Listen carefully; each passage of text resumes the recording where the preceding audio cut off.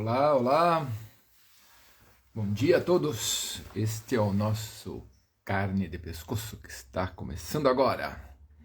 Estamos entrando ao vivo pelo Instagram da Rádio Cultura.arte. Hoje vamos conversar com Manuel de Souza Neto. Já entrou aqui como Observatório da Cultura. Vou enviar o convite para você, Manuel. Se recebe.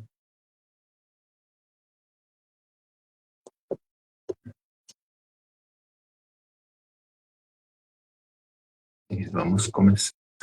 Enviei convite.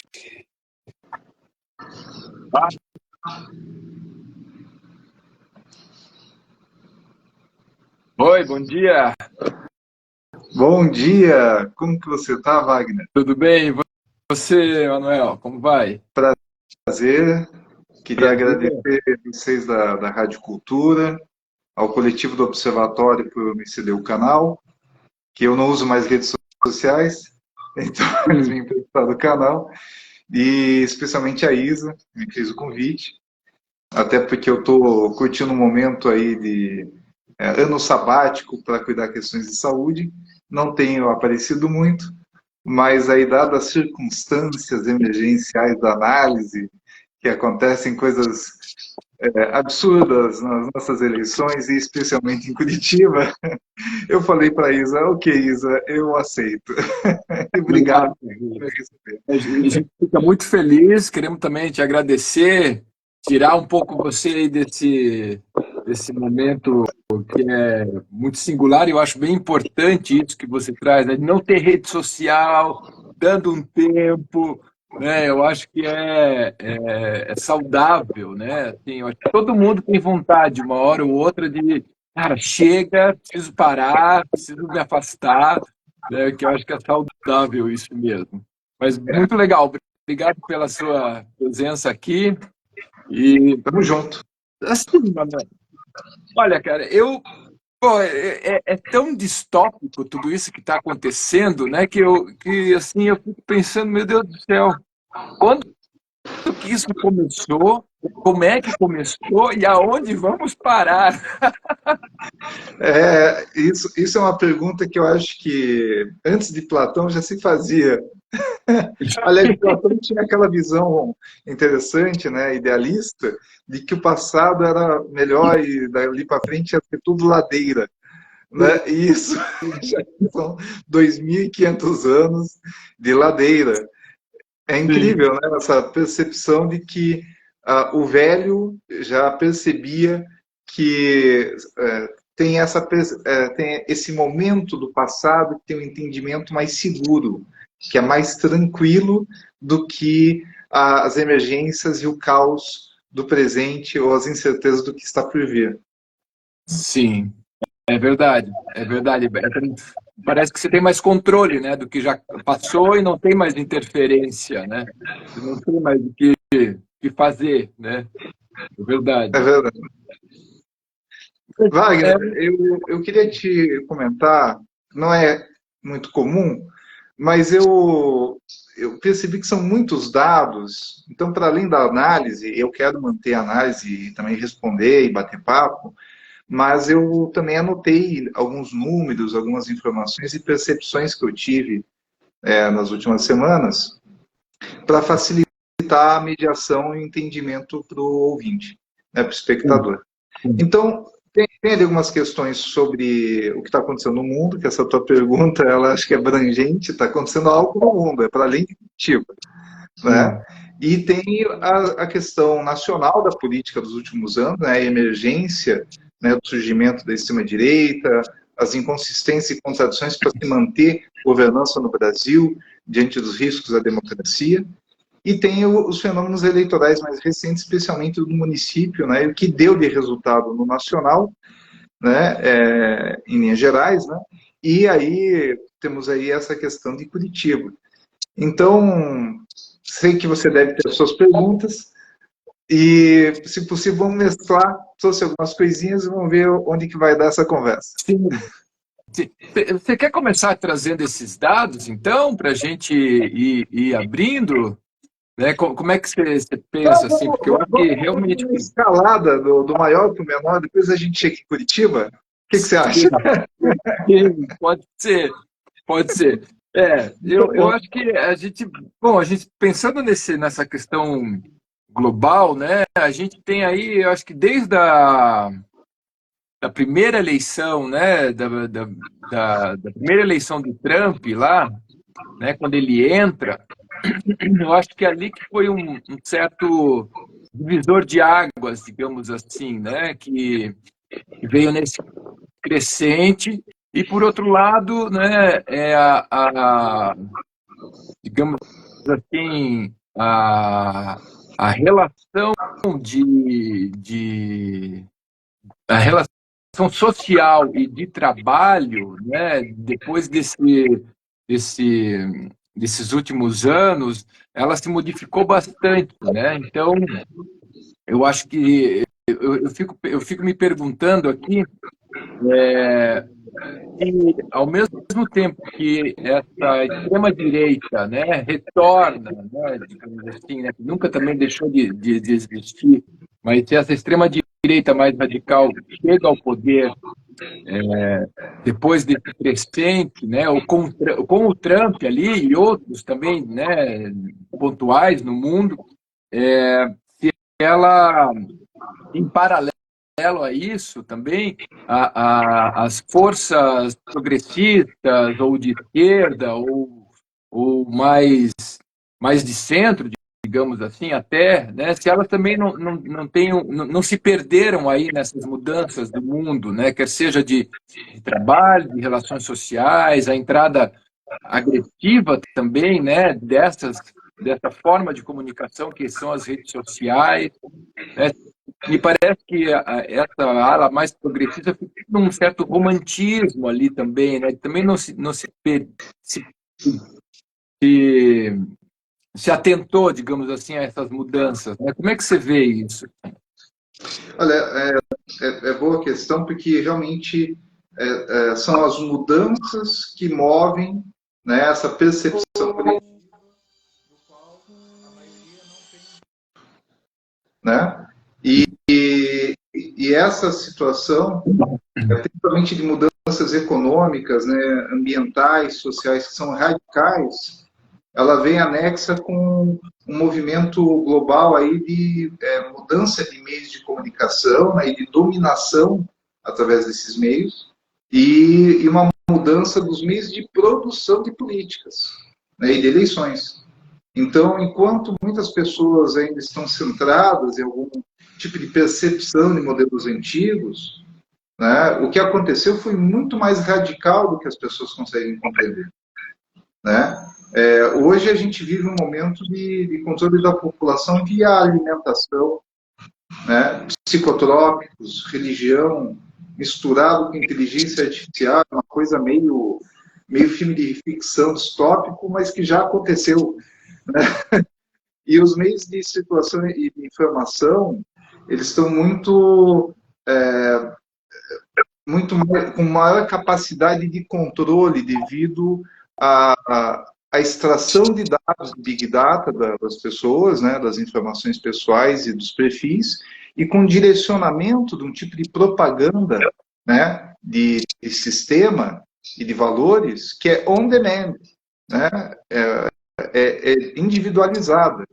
Então, diferentemente da mídia top-to-down que a gente tinha antigamente, né, sei lá, a Globo dava 90% do Jornal Nacional, todo mundo assistia, ele se produzia a noção de real, né? Ou de imaginário, depende, né? O real é o real, né? Aí Sim, psicanalítico, né? Mas vamos falar sim, assim, de real mais abstrato, mais filosófico. Né?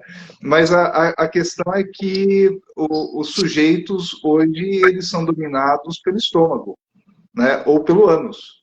Então nós temos ali literalmente as pessoas sendo pegas pelas suas entranhas com dispositivos de controle e de verdades que elas estariam mais dispostas a acreditar, porque a máquina sabe mais delas do que elas mesmas.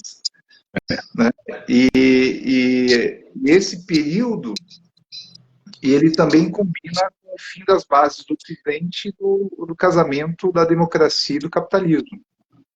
Então, essa situação de insustentabilidade de regimes social-democratas, aquela noção de cobertor curto, né, é o que faz com que se tenha essa sensação de que a esquerda está perdendo um certo controle. É um pouco ligado às promessas, né? Tem promessas demasiadas de resolver questões e, na prática, né, isso não se realiza. Aí entra essas questões relacionadas ao eu, né? O pequeno outro, o grande outro. Né? Eu fiquei sabendo que você é dessa área. Sim, sim, já estudei bastante isso, é verdade. E o que acontece a partir daí é que existe uma contradição, né? Isso também se repete em Curitiba, mas eu quero depois retornar isso quando a gente falar da cidade. Mas é a contradição realmente entre o real, o simbólico e o imaginário, né? E as promessas demasiadas no imaginário que não se concretizam, né? Ficam uma questão meio repetitiva, né? Da busca de se realizar aquilo que é apenas a imagem, digamos assim, e a partir disso a não concretude dos fatos, né, que se chocam com a realidade bruta né, do dia a dia, faz com que os sujeitos busquem ordem. Essa ordem, vamos dizer assim, diante da noção expressão do Bauman, né, como sociedade líquida, né, da perda do pai, também na psicanálise, né, a falta da liderança, e aí os sujeitos, principalmente aqueles que têm uma perda de subjetividade, buscando se agarrar em figuras autoritárias que prometem a ordem. Então, existe, acho que, uma relação clara entre o porquê dos dois movimentos e, ao mesmo tempo, porquê que sociais-democracias europeias de 2010 para cá andam, por exemplo, criando legislações autoritárias, né? Como Tony Negri falou, como Zizek, como Chomsky tem denunciado também, né? Que são fraturas no regime democrático, criando sistemas autoritários dentro do sistema de votação eleitoral democrática, mas que na prática o Estado passa a ser mais pesado e autoritário, como eram nos estados totalitários do século XIX. Né?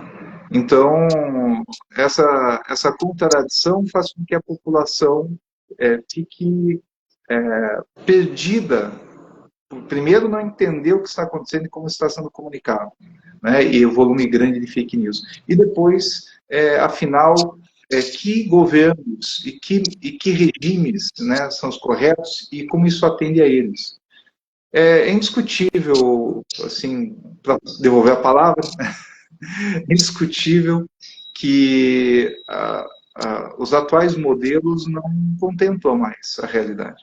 Então, o capitalismo deu errado, né? O Thomas Piketty demonstrou no Capital dele que os fatos, né, estudados por Marx no Capital no século XIX só se ampliaram, as contradições, as concentrações e as exclusões. E o que nós estamos vendo é que algo novo que surgir sempre vem carregado do passado, daquilo que tem que ir. Né? E o velho tem que morrer, você conhece também essa noção. Né? E esse velho demora a morrer. Né? Por exemplo, alguns dizem assim, o bolsonarismo veio e foi, mas veja, o bolsonarismo continua demorando a morrer. Né? Porque são as resistências, assim como o trumpismo, assim como um regime como o do Putin, né? São regimes, assim como as teocracias iraniana ou um regime da Arábia Saudita, né? Que são modelos que vão demorando a deixar de existir, enquanto o novo demora a surgir, mas no meio disso tem toda essa confusão tecnológica, né, e que mexe com as pulsões do sujeito, dos quais eles não têm domínio, né? E não tem regulação. Né? A mídia, a nova mídia, as novas relações interligadas carecem, por exemplo, de regulação. E isso daí é uma das questões que fazem com que exista um enorme sofrimento social hoje. Aí entra na questão dos sujeitos, né? Individual ou coletivamente, em sofrimento. Sim, sim, sim. Você falando me veio assim, me veio na cabeça aqui algo assim como tipo, não parece que a conta chegou, assim, no sentido de que esse o crescimento dessas forças autoritárias, dessas figuras autoritárias, né? E isso até é uma demanda, parece que é uma demanda social, assim, né? O povo parece, os mais radicais, enfim, parece que os mais fragilizados, talvez até, né? Demandam também que hajam mais regramentos, que não pode tudo, né? E aí entra toda uma questão delirante, assim, né? De Deus, da igreja e tal, né? Mas e aí vem essa força para tentar, digamos assim, conter, e responder, né, dentro dessa lógica aí que, como eu posso dizer, o, o Estado fala, o Estado propõe, o povo responde a isso e o povo passa a acreditar que aquilo que o Estado está propondo é o certo, né? Assim, sem muita crítica, sem muita e aí, nessa, me parece que o Estado ele se vale desse movimento social, que parte desse individual que você traz, que eu acho que é perfeito isso, né, do sofrimento humano mesmo, e, e, e retoma, digamos assim, essa repressão, né? Se a gente vê, a conta chega, mas eles não querem pagar, né? E eles vão sair no soco, digamos, né? Porque eles não vão pagar, né? Eu penso assim na questão assim da exploração, por exemplo, da Europa sobre o continente africano, é, da, da, da, da migração ali dos latinos para os Estados Unidos, sendo que são eles que são a mão de obra ali mais barata, né? E essa pressão, digamos assim, que luta contra essa desigualdade econômica, social, enfim, acaba produzindo mais repressão e mais violência, né? Assim, não sei, eu fiquei pensando, quando você falou, me veio isso, assim, parece que a conta chegou e aí ninguém quer pagar essa conta, né? Quer seguir como está e tocar o baile. O ninguém quer pagar a conta deveria virar um bordão seu, uma daquelas frases entre aspas que aparecem na internet, aqueles sites especializados, né, nas frases, né? Ninguém quer pagar a conta. O que dá para perceber é que a sociedade ela está submetida, mas essa submissão é uma submissão descontente. Né? Então, eu ia falar isso no exemplo de Curitiba, mas porque é uma cidade reificada, sociedade adaptada, aqui dá para a gente esclarecer muitos desses fenômenos, porque aqui é um exemplo onde, apesar das enormes contradições, não existe uma sociedade orgânica reagindo, né? Enquanto tem lugares, por exemplo, algumas cidades na Espanha, né, que a população ocupa, na França também, né, em alguns lugares do mundo dá rebelião armada, né, sempre tem revoltas na África, né, no Oriente Médio, na Ásia, e aqui não existe reação, mas existe o descontentamento. Você sabe que tudo que fica recalcado volta como sintoma, né? Uhum. Então, os sujeitos pagam no corpo, literalmente. Né? E, apesar da ideia de submissão, principalmente porque existe uma enorme propaganda, como eu falei anteriormente, que ela hoje é on demand, ela é direcionada ao sujeito, então ele acaba querendo acreditar, mas ele, apesar dessa missão, ele percebe que algo está errado. Uma coisa são as promessas do empreendedorismo, do capitalismo, das democracias ocidentais. Né? Vamos nos manter desse lado do globo, né? Nas sociedades judaico-cristãs, naquilo que se pactuou a partir da ONU e da OTAN, né? E do imperialismo inglês, imperialismo americano, e esse sistema de valores que o Brasil aderiu. O Brasil é uma nação que foi cooptada facilmente, né, pelo americanismo, né, a partir do plano Marshall.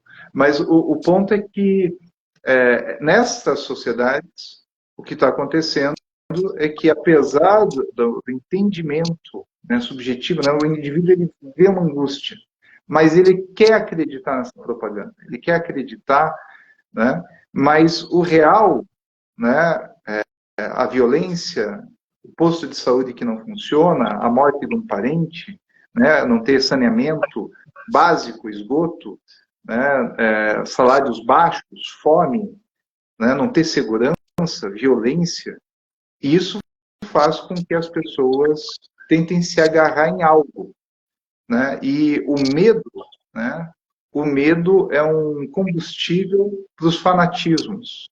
O medo é um combustível para a xenofobia, né? Para a misoginia, para o ódio ao outro e para o fracionamento social. E a propaganda hoje, né, dos regimes e de toda essa política que nós estamos vendo no mundo, que é essa política do ódio, ela incentiva justamente isso. A intenção dela é radicalizar esse sentimento, porque as massas, como dizem Schumpeter, né, o eleitorado só serve para estouro de boiada. Então, quando se percebeu isso, né, que o melhor mesmo é deixar as massas revoltosas, mas direcioná-las para um inimigo supostamente comum. E aí se escolhe camisas ou bonés vermelhos, se escolhem lenços de alguma etnia, ainda que não seja a minha, né? Se escolhem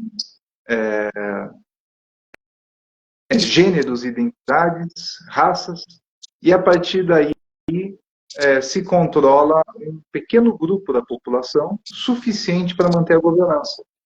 Não se precisa controlar todos, basta se controlar um grupo que seja numeroso.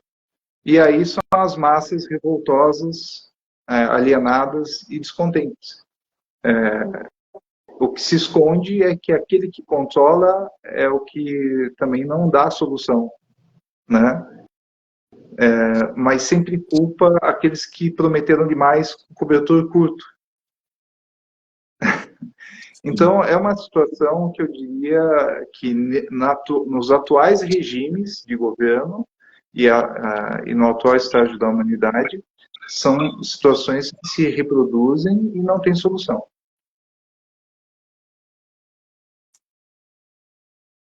Não ter solução é doído, né? Eu Dói sei. pra gente, né? Eu sei. Eu fico... Tem uma questão que eu acho que... Eu não sei até que ponto e como que isso entra nisso, né? Mas eu estava vendo outro dia o gráfico da natalidade, envelhecimento, né? Morte, nascimentos e tal. E aí que eu me dei conta, assim, que a humanidade, ela cresceu em ordem, assim, geométrica, assim, né? A gente saiu, em 100 anos, a gente saiu de 4 bilhões e a gente está, né, beirando os 8 aí, né? E sem nenhum horizonte, digamos assim, de um cuidado com essas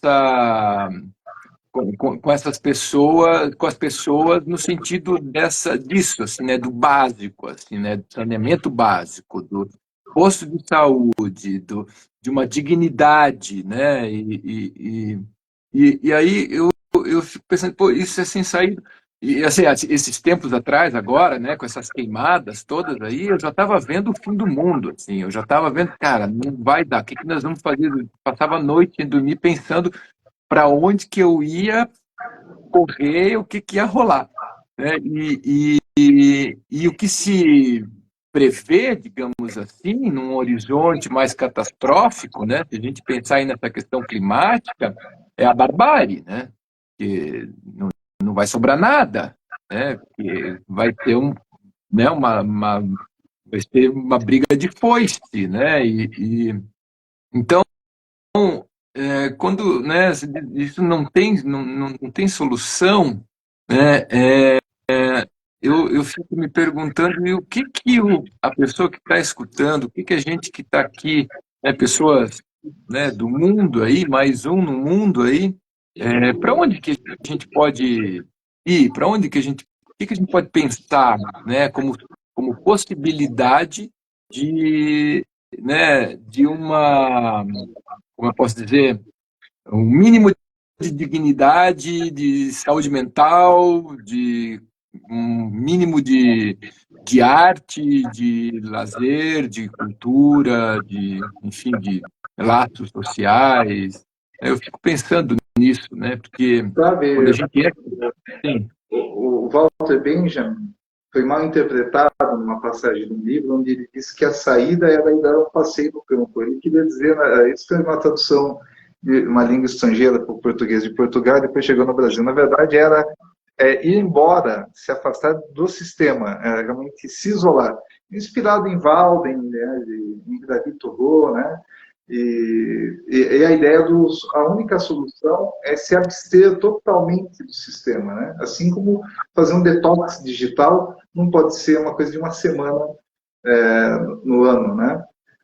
Ou apenas aos domingos, ou apenas no almoço, né? Tem famílias que conseguem se organizar, isso já é um começo, mas é pouco, né? Eu queria voltar em 3 momentos na minha história pessoal e dos amigos, inclusive da Rádio Cultura, né, que em 2013, aliás, são 4 momentos. Em 2010, João Carlos Caribé, amigo do Rio, que fez um movimento Mega Não, exigindo a manutenção da neutralidade da rede, eu era conselheiro nacional de cultura e ele era o representante do Brasil na Comissão Geral da Internet. E aí ele manda numa lista que a gente fazia parte a mensagem. Acho que é a Tailândia que ele estava, algum país assim. Uma reunião global. E aí ele diz assim, quebrada a neutralidade, vão poder extrair nossos dados e também direcionar dados. Então, música, cinema, tal, vão poder influir no nosso gosto. E aí eu respondi na lista, se eles fazem isso, eles vão poder quebrar as democracias.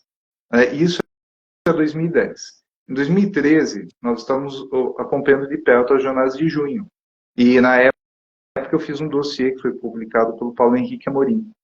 E nesse dossiê eu já cito o Bolsonaro, eu cito a extrema-direita infiltrada nas ruas e também o centro-esquerda financiado pelo capitalismo liberal do sistema financeiro e das big techs, que controlava a maior parte dos movimentos que estavam indo para a rua.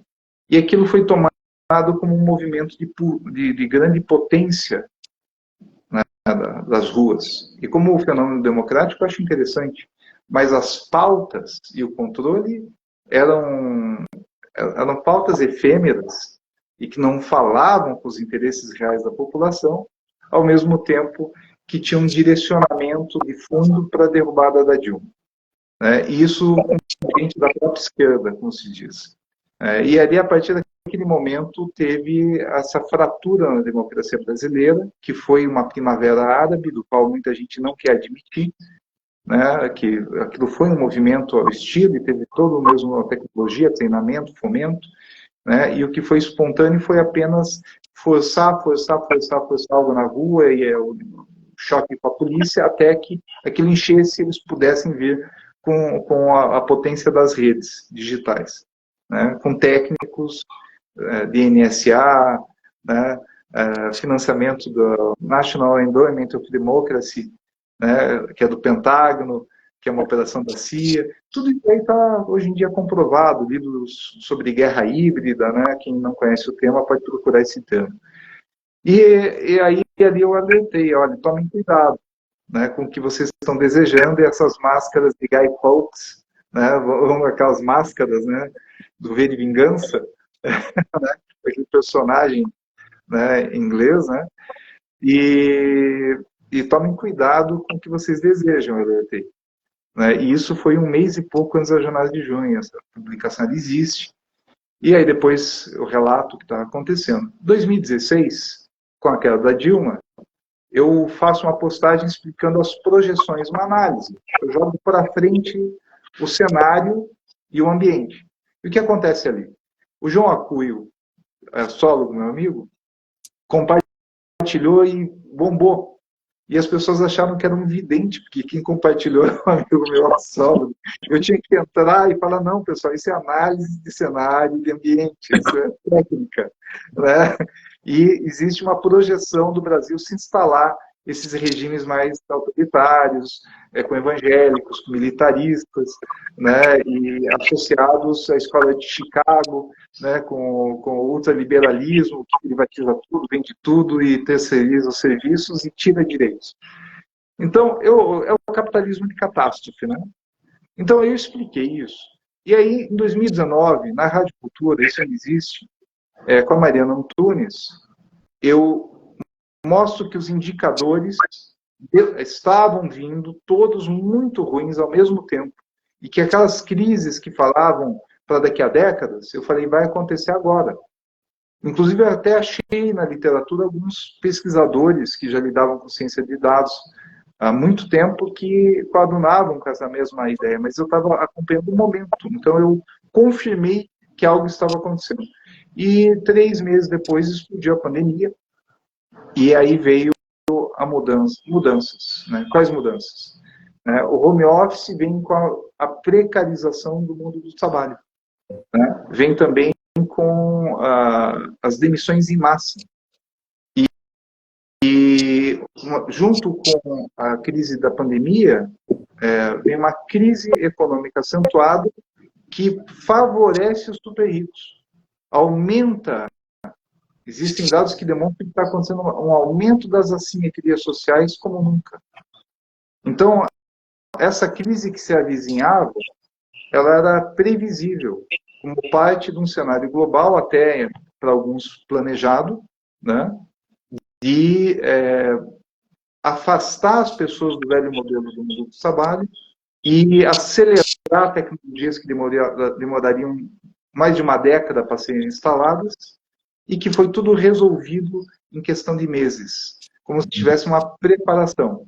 E as pessoas passaram por um novo mundo, assim como uma Revolução Francesa, uma Revolução Industrial, assim como uma Segunda Guerra, e muitas não entenderam que a gente já estava num mundo novo. O mundo que a gente conhecia não existe mais.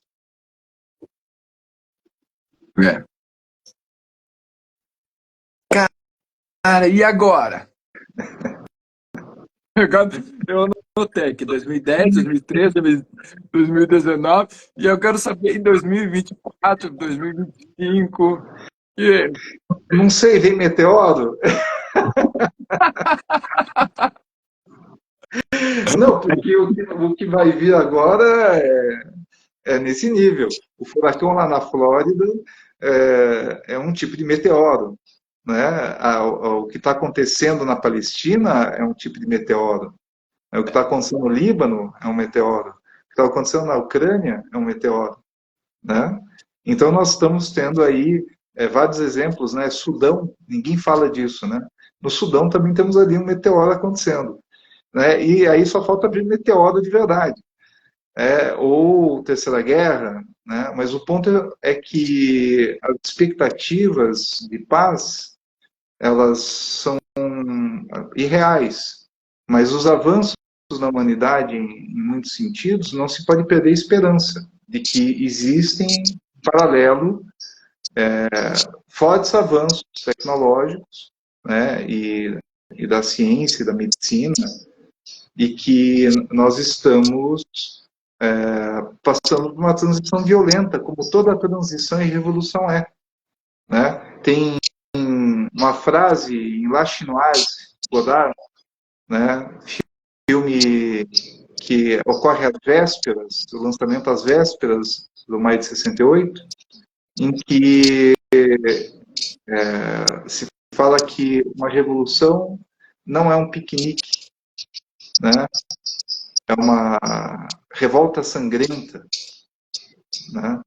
Isso é uma frase que sempre me impactou e que explica um pouco a teoria do caos, né? Mesmo as teses marxistas, né? A revolta, ela não é um piquenique. Não é mesmo? Eu ando bem revoltado, sabe? Assim, aqui dentro não tem piquenique. Assim. Não tá fácil.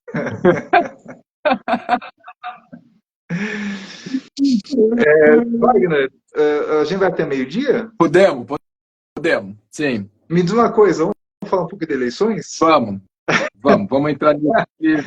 Essa é a São micrometeoros. revolta. São micrometeoros para deixar a pessoa mais revoltada. Sim. Mas olha, se ficarem revoltados, rebelem-se com o sistema. Por favor, amigo. Isso. Botar para fora esse negócio. Não recalquem, não recalquem. Não. Olha, Wagner, eu anotei algumas coisas para facilitar, tá? Porque acho que são muitos dados, né? E eu notei, assim, algumas questões. Eu acho que o Brasil continua refém do poder local devido às dimensões, né, continentais. Esse poder municipalista e dos governadores, né? Ele continua aí presente, né?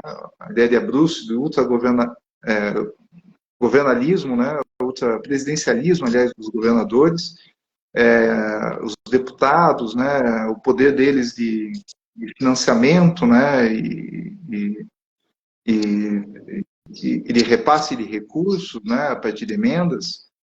E eu acho que o pacto federativo, né? Com o Centrão e Nova República, ele está em xeque, porque ao menos na aliança democrática que isso representou, já não se sustenta mais, tanto que aderiu de uma forma absolutamente perfeita lá no governo Bolsonaro e Temer.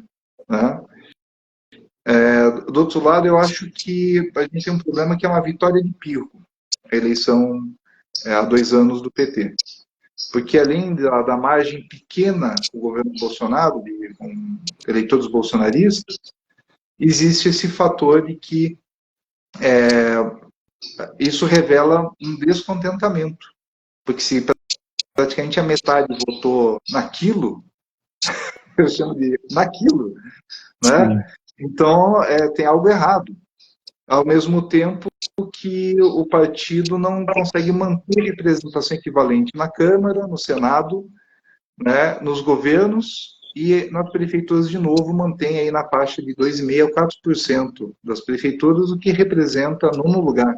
Saiu de 10º para 9º. Quando a gente compara, por exemplo, as eleições americanas entre democratas e republicanos, você vê um equilíbrio aparente de 43, 57, 45, 55 entre republicanos e democratas, quando um lado pende mais para um lado ou para o outro. Então, existe um desequilíbrio para além do lulismo, é como se só fosse o Lula. Né? Não existe lideranças, é aquele riquenismo, sabe? Não se cria coisas ao redor. Então, existe um problema de representação que é um mal que pode abater a nossa frágil democracia, porque nós precisamos de partidos de massa à esquerda e que sejam representativos em escala, não de forma unitária, apenas com a liderança carismática. Né? Então, eu acho muito perigoso os resultados dessa eleição, e é uma derrota, realmente, para o governo Lula que aconteceu. Né? Segue essa hegemonia do Centrão. Né? Eu acho que a novidade é o fim do MDB, né, como grande poder, com uma migração para o PSD do Kassab. Né? E também a demonstração mais pura, né, da realidade, de que, então, temos o toma lá da cá e a coisa não ideológica, né, como dominante, porque essa migração é uma piora do modelo MDBista, né, e fizeram aí praticamente 1.000 prefeituras, né. Já, bem, e o centro, esse centro-direita, ou centrão que chamam de centrão não tem nada, é mais à direita do que qualquer coisa, fez 3.000 prefeituras, né, e a extrema-direita, não vou falar do PL, o PL cresceu, mas também não dominou aquilo que eles imaginavam, acho que foi 500 e poucos prefeituras. Mas se juntar republicanos e outros extremistas de direita em alguns outros partidos, também beira 1.000, o que significa quase 20%. Né? Então nós temos o centro-esquerda com praticamente 5%, enquanto a extrema-direita está beirando 20% das prefeituras. Ainda assim, não é tudo aquilo que o pessoal diz, né? Que os extremos dominam porque tem uma polarização, né? Mesmo que o centrão, como eu falei, seja mais à direita, né, ele congrega a maioria absoluta das prefeituras. Então tem um fenômeno brasileiro de centrismo, o que mostra um caráter do brasileiro, talvez a maioria não tão disposta a conflitos, querendo ficar mais vão ficar mais ou menos no meio. Agora, a gente também tem que pensar que, apesar de alguns lados, acho que 85% está do lado deles, eu ouço frases de ambos os lados dizendo assim, não, a maioria está com a gente. Né? A gente vê o que a maioria está com o centrão. Mas aí tem essa situação de que o povo gosta mesmo de votar nesse cara que se diz empreendedor, que se diz republicano, né, bem sucedido, né, que dá uma aula de tecnocracia, mas o discurso é inflamado, populista, e você vê que é um demagogo. Então existe um engodo, né, eleitoral e um engano do eleitor que acha que está votando em alguém que não tem uma ideologia, que não é isso ou aquilo. Mas essas pessoas têm, né? Elas não são esse centro, né? O centro real, vamos dizer assim, é que nem nosso norte magnético na Terra, onde está marcado e onde ele está a cada ano, não é a mesma coisa. Então a gente tem que dizer que esse compasso ideológico, ele é impreciso. Ele é impreciso e irreal. E o eleitor é enganado. Né? Eu também acho que é interessante o fenômeno do Paraná, que fez aí 41% de prefeituras no Partido do Ratinho, que é o mesmo PSD do Kassab. Então isso mostra que no Paraná esse fenômeno é brutal, né? Porque eu não acompanhei se é onde mais aconteceu isso, mas é com certeza, pela média, um dos estados onde, na proporção, isso se manifestou de uma maneira muito mais categórica, o poder dos chamados coronéis locais. Ratinho emplacando aí 41% de prefeituras. Esse saiu vitorioso nas eleições. Né? Vem forte para senador e começa a se tornar um candidato presidenciável. Né? E eu acho isso assim uma precariedade da visão do eleitor que é assustador. Mas enfim, sigamos em frente. E isso revela que o estilo de governo de atendimento a políticos e currais eleitorais, ao invés da população, ele demonstra maior eficácia na manutenção do rebanho do que atender efetivamente com políticas públicas. Então, existe um aprendizado terrível, né, das assessorias políticas e dos políticos em saber como manobrar as massas no Brasil. Vamos para Curitiba? Vamos. Então, vamos para Curitiba. Olha, Curitiba, eu acho que a gente tem que apresentar os sintomas. Se me permite, eu até anotei algumas questões aqui, mas ela como eu falei, é uma cidade que tem um problema entre o real e o imaginário simbólico. Eu acho que tem um sofrimento da população em votar em candidatos que dizem que vão botar ordem, porque existe, na verdade, uma desordem, um caos, que não bate com a propaganda da cidade modelo, lá a tese do Denison de Oliveira, né? O Bruno Meirinho também tem um bom trabalho sobre isso. Né? E o curitibano, eu acho que sofre porque tem um problema de identidade e subjetividade. A identidade do curitibano é a propaganda criada pelo modelo leonista, e no entanto, existem as identidades culturais, as etnias, existe tudo isso no indivíduo e no universo particular. Mas, Sim. enquanto coletivo, existe um problema. E esse problema se manifesta, por exemplo, porque nós tivemos quase 80% de votos em República de Curitiba e bolsonarismo. Porque se somar Maria Vitória Ney, Pimentel, Grael e os candidatos mais nessa corrente, é isso.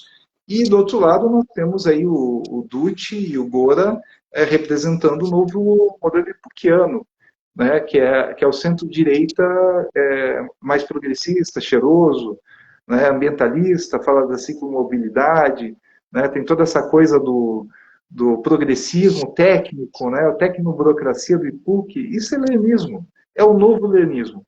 O gorismo e a coisa do Dutti é um novo leninismo. Né? Eu até brinco, assim, eu que sou... já deu para notar que eu sou de uma esquerda mais laxa, né? Acho que você já notou isso. Marxista lacaniano, né? Né? E anarcopunk ao mesmo tempo, né, vindo da cena punk. Então, cinquentão punk é dose, né, Wagner? Pode crer. É uma experiência de vida em comum. Mas o ponto é que eu olho para tudo isso como uma coisa assim, uma política muito para hipster, vegano, gourmet, uma coisa que não consegue sair da votação além do Cabral, do JTV, do Alto da 15. E eu falei pessoalmente para o Gora, que é meu amigo, falei, Gora, você não chega à prefeitura se continuar com esse papo sem falar com o povo.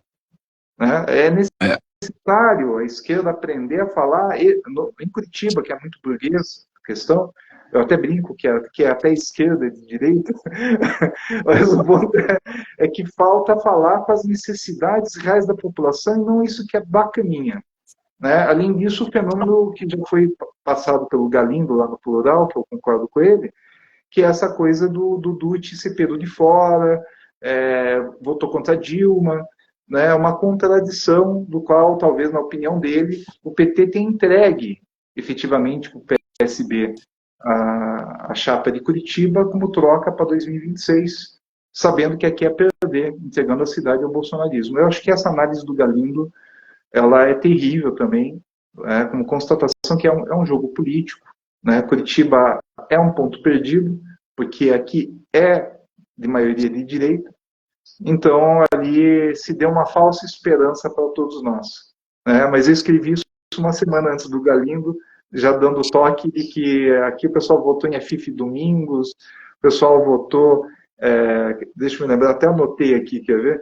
Votado em Plínio Salgado, elegeram Plínio Salgado deputado, o cara que era lá nazistinha brasileiro, né? Então, votou no Bolsonaro, votou no Collor. Então, o que esperar do curitibano, né, considerando isso? E aí, para a ala progressista que nos assiste, isso é um realismo da situação. Né? Não estou xingando ninguém, não estou dizendo que os que são os progressistas têm culpa nisso. Mas a gente tem que ter uma compreensão realmente das eleições em Curitiba. Né? Porque o curitibano não é fácil de se entender, quer dizer, é fácil de se entender, mas não é fácil de engolir, né? Porque entra nisso que eu comentei, que ele precisa nominar o sofrimento, né? Ele decorre da alienação dessa massa que é populacional, né? Eu até anotei algumas coisas sobre isso aqui, que foram construídas em cima de forças opressoras e guerras que aconteceram no nosso território no século XIX e início do XX, do qual Freud fala, que na Primeira Guerra os soldados chegavam em silêncio, né, por causa da pulsão de morte. Né, não dava para falar do assunto. E não se fala como Curitiba foi construída na base do sangue, do sacrifício, da dor, né, da opressão. Vale do Magnus, e recentemente Magnus Pereira, né, Semeando Iras Rumo ao Progresso, recentemente do André Wojcik, eles tratam dessa questão de como reprimiram, oprimiram até por lei, até a cultura, né? E apagaram identidades culturais. Então, esse passado traumático da cidade, ele também se traduz na atualidade no mais-valia, por causa dessa relação de troca desigual, porque Curitiba, como cidade modelo, né, promete paraíso na terra e a realidade do povo é dura. Então eu acho que aí vem a autocensura, porque é feio falar de Curitiba. Já vai aparecer alguém dizendo assim: meu Deus, o Manuel tem inveja da cidade, ele nasceu em São Paulo, volta para lá, sai daqui, Manuel, você não gosta da cidade, né? Mas a reflexão tem que ser feita, né? Sim. A gente precisa refletir sobre Curitiba, né? E esse voto indeciso do curitibano na última hora também reflete a baixa qualidade dos candidatos ofertados e que eu acho que soma com o fator na reta final em que eles realmente estavam achando contraditórias e demagógicas os principais atores dessa campanha, com chapas meio estilo geringonça lá em Portugal, né, meio mesclando isso com aquilo. E essa insatisfação, eu acho que ela, da mesma forma que aparecem essas figuras tipo Bolsonaro, Trump, que se dizem agentes fora do sistema, né, um milionário herdeiro, né, que diz que saiu do zero. O outro, um homem do sistema, do centrão, do baixo clero, né, sempre na máquina mamando. E a Grael é a representante da Gazeta e da Globo brigando com o candidato do SBT. A gente pode resumir as eleições em Curitiba agora no segundo turno por isso. É uma mulher do sistema, se diz, correndo por fora, né? E eu acho que essas contradições eleitorais fizeram que esse povo que busca mais algo ordeiro, um candidato que é antissistema, né, tenha aparecido ali ela. Mas ela também não quer dizer, né, o furacão Cristina, como gosto de apelidar com nomes de mulheres, os furacões no Caribe, né? O furacão Cristina chegou na mesma época que os furacões, no período de furacões, né, no hemisfério norte, e, ao mesmo tempo, é um fenômeno fabricado. A gente tem que lembrar que a extrema-direita tem acesso a esses dispositivos tecnológicos de manipulação de redes, né, ao estilo Cambridge Analytica, né, que a gente citou no início da conversa. Então, também não surpreendeu. Né? Como eu falei, até teve, na minha análise sincerona, que eu fiz uma semana antes da eleição, em que eu pego todos os candidatos e jogo no mesmo saco como agentes do sistema, né? Uns do grequismo, outros do leninismo, outros das elites locais, né? Outros do sistema bolsonarista, que são todos, portanto, representantes do capitalismo, do imperialismo dentro do Paraná. O imperialismo estrangeiro, do capital internacional dentro do Paraná, são representantes da mesma coisa. Né? Mas, nessa análise sincerona que eu te falei, eu previ, né, que aconteceria esse fenômeno da maior parte dos votos ser da extrema-direita, por causa do perfil do eleitorado curitibano, né, que é previsível pelo histórico. Lembrei, eles também elegeram o Jânio Quadros, foram os que mais votaram em Fife Domingos. Né? Então, lembrei aqui, tem mais uns nomes aqui que eu me lembrei que o curitibano não é brincadeira. O Jânio Quadros foi eleito pelo Paraná, porque na época podia se lançar por 2 estados. E o Paraná elegeu ele, depois ele chegou à presidência. E também votaram massivamente nele para a presidência. Além da aliança com o regime militar. Existia forte aliança do Paraná com o regime militar. Então, eu acho que quem se surpreendeu com a chegada do Grael só não lembrou da história. Agora, o que vai ser o segundo turno são 2 bolsonaristas, e eu acho que o Pimentel está entre a cruz e a espada, porque o Pimentel ele vai ficar na seguinte situação. Ataca a outra bolsonarista que tem mais peso com os bolsonaristas e perde os bolsonaristas, ou se aproxima do centro-esquerda e do centro, e um discurso ameno, e perde os bolsonaristas de qualquer jeito.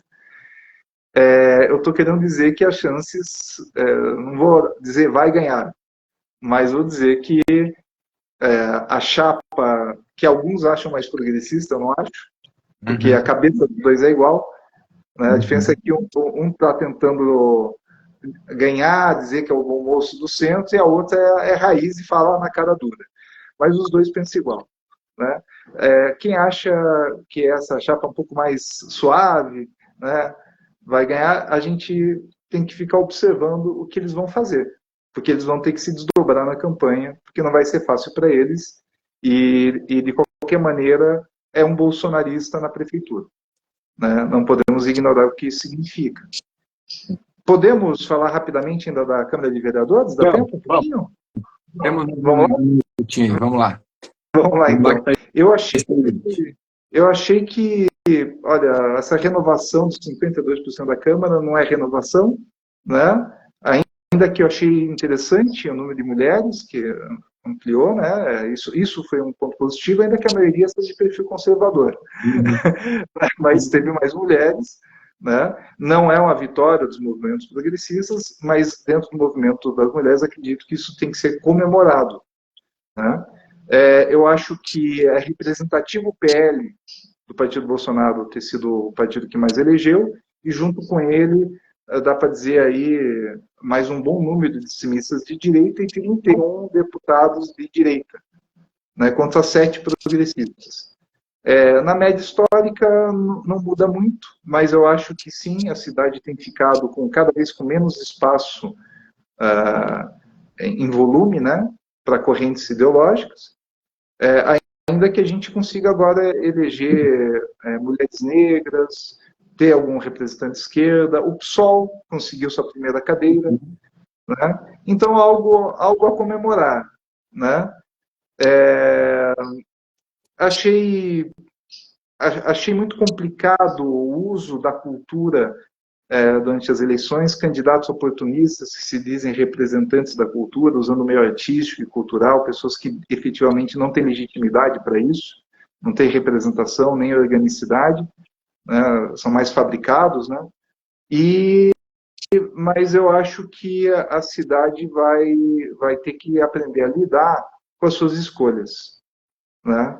Porque, no fundo, o que nós temos é cada vez mais do mesmo, esse perfil que se diz empreendedor, né, liberal, que blá blá blá, e na prática é conservador nos costumes, homem branco, racista, né, e que tem todo esse discurso que, lá na prática, no dia a dia, em favor dos seus, né, mantendo o sistema enquanto age de uma forma opressora em cima dos demais grupos e não reconhece diversos grupos, bairros, etnias, né? Então a cidade continua sendo governada para poucos.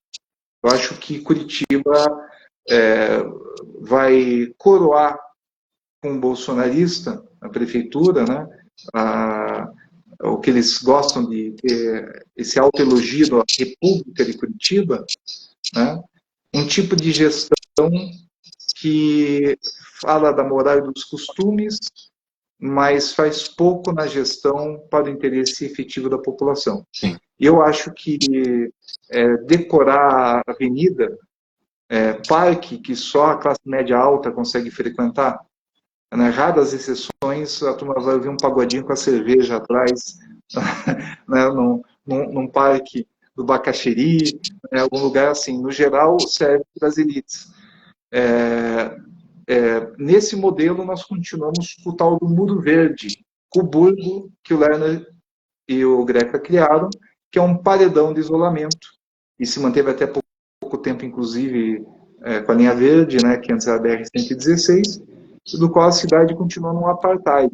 Então, nós temos o paredão verde dos bairros nobres e, para fora, a periferia, continuando sendo periferia, precarizada, e não vejo efetivamente mudança nenhuma, nem no perfil do eleitorado e nem também no que vai acontecer em termos de políticas públicas, que vai ser um modelo indiferente do candidato que vencer, liberal.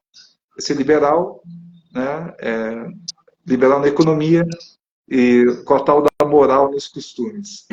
Eu acho perigoso. Perigoso mesmo. Manuel, cara, a gente tá aqui com o tempo já, mas passamos. Cara, mas voou voou, fiquei impressionado como não vi o tempo passar. Foi excelente, cara, escutar você. Foi, pô, apesar da assim, notícia ruim, vem a cavalo, né? Assim,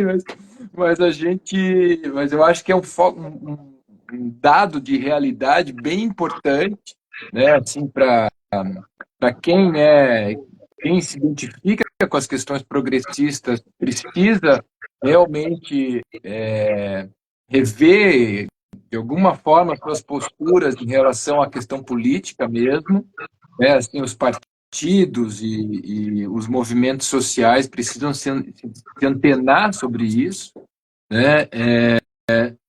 Daquilo que não tem jeito, enfim, né?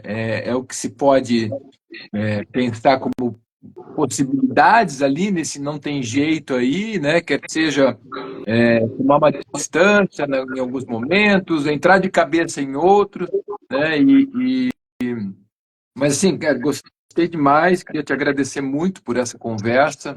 Eu acho que foi assim, super elucidativo, clareou tudo aqui, as luzes foram acesas, e aí a gente está vendo toda a cagada que tem ao redor, né? Enfim, mas queria te agradecer, né, cara? Muito obrigado aí por você ter participado aqui do nosso Carne de Pescoço.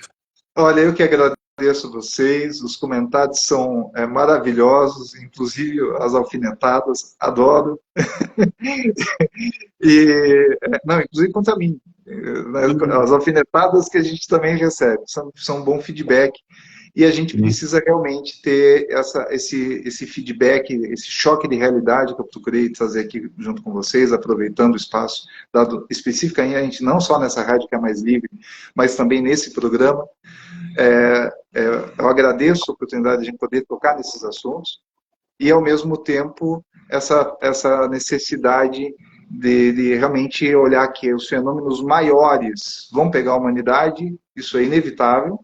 Existem esperanças e pequenas saídas ou resistências ou ilhas onde a gente vai tentar se reorganizar e tentar seguir em frente enquanto espécie, porque existe aí um fenômeno maior acontecendo. E no fenômeno local, naquelas coisas que nos tocam, porque é aqui que a gente paga a fatura, a conta, né? A conta de luz, como se diz, a percepção de que nós precisamos reinventar nossos movimentos progressistas, como você falou, porque é necessário realmente um contato mais direto com o interesse do povo, para que a gente promova mudanças e possa mudar um pouco a realidade dessa cidade. Curitiba é uma cidade de propaganda, como diz a comunidade racional, o grupo de hip hop, aqui de Curitiba, numa música chamada Cidade Holograma. Obrigado. Cara, valeu, cara. Lembrando aqui, então, para deixar registrado que conversamos com Manuel de Souza Neto, cientista político, pesquisador, escritor e agitador cultural, e agora também aquele que traz a realidade muito importante para todos nós, quer seja ela simbólica ou real. Te agradeço muito, fiquei muito feliz com a conversa, e também lembrando que o nosso Carne de Pescoço tem apoio cultural do Açougue Utopia. Aqui se corta o verbo com a lâmina dos sonhos. Valeu, cara. Obrigado, viu? Até mais. Obrigado. Um abraço. Obrigado. Tchau, tchau. Valeu, pessoal. Tchau, tchau. Tchau.